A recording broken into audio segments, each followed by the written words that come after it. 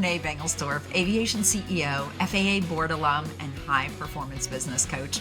From the cockpit to the control tower, I've interviewed women across the industry. You're in for a treat with these mini episodes. I hope they whet your appetite for the longer versions that will drop every Tuesday going forward. Welcome to the Fly Girls Guide podcast. Hello, welcome to this episode of the Fly Girls Guide podcast. I am so excited today to have Nicki Harricharan with me. She is doing amazing things to help our airspace all over the world grow in safety. Nicki, welcome to the show. Can you tell everyone what it is that you do?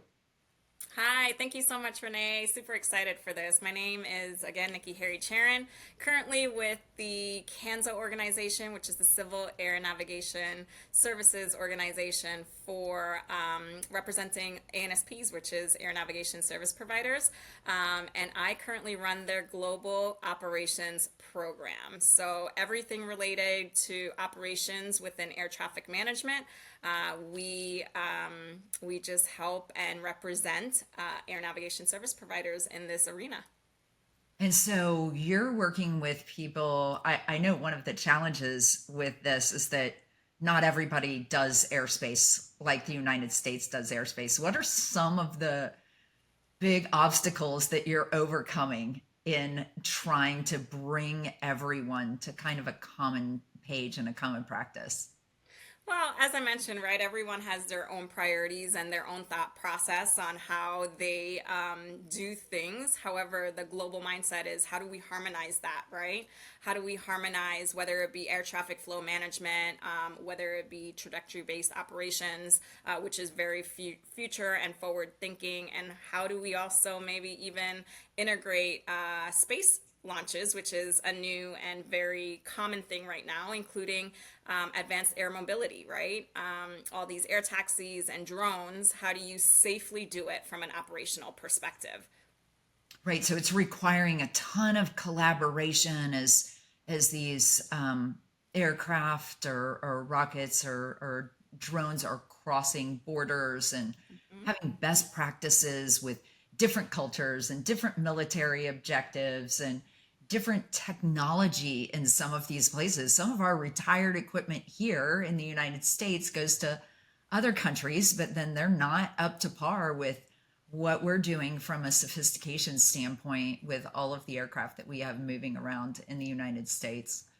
Yes. I can imagine that this is not always an easy job. And I'm wondering if you could tell us what skills or characteristics you think someone needs to have to be successful in doing what you're doing.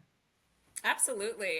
That's a good question, Renee. So I do think that you need to have problem solving skills. I do think that you need to have collaboration skills. So I think the key in collaboration is building relationship and building trust.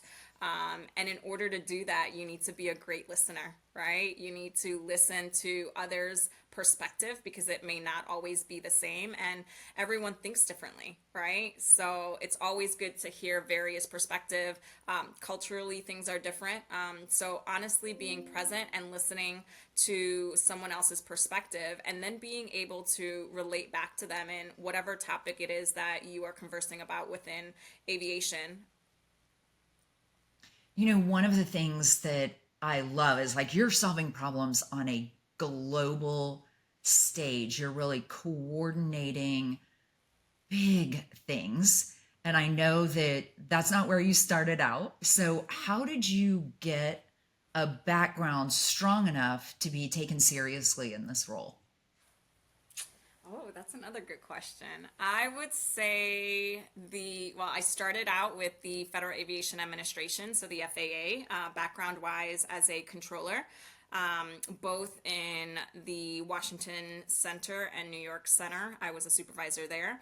And then most recently in the FAA Command Center out in Warrenton, Virginia, where I held various positions. So how I got throughout those positions, I think it was really good mentorship as well as diving deep and always learning and being curious and coming out or taking myself out of my own comfort zone, which is always a big deal, I think, for me. 100%. What words of wisdom to share in just such a short podcast. Thank you so much, Nicki, for being on the show. Thank you so much, Renee. Thanks for listening. If this inspired you, subscribe to the podcast so you don't miss even more brilliance in the episodes to come.